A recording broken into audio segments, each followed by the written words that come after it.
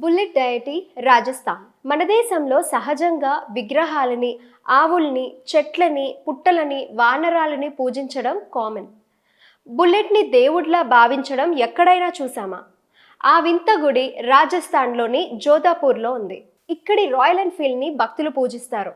లిక్కర్ను నైవేద్యంగా సమర్పిస్తారు.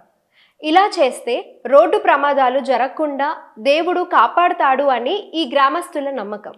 దీని వెనక ఒక నమ్మశక్యం కాని ఒక కథ ఉంది. ఈ బైక్ నడిపిన బన్న ఈ గుడి ఉన్న ప్లేస్లో ఒక రోడ్డు ప్రమాదంతో చనిపోయాడు. పోలీసులు బైక్ని తీసుకుని వెళ్ళి స్టేషన్లో పెట్టుకున్నారు. అయితే తెల్లారేసరికి ఈ బైక్ తిరిగి ప్రమాదం జరిగిన ప్లేస్లోనే కనిపించింది. షాక్ అయిన పోలీసులు మళ్ళీ బైక్ని తిరిగి తీసుకెళ్లి ఈసారి గొలుసులతో కట్టేశారు. అయినా అంతే, నెక్స్ట్ డే మళ్ళీ ఈ బైక్ ప్రమాదం జరిగిన ప్లేస్లోనే కనిపించింది. ఇలా చాలాసార్లు జరగడంతో విసుగొచ్చిన పోలీసులు దీనిని ఇక్కడే వదిలేశారట. జనం ఈ బైక్ని పూజిస్తూ బుల్లెట్ బాబా అని గుడి కట్టేశారు.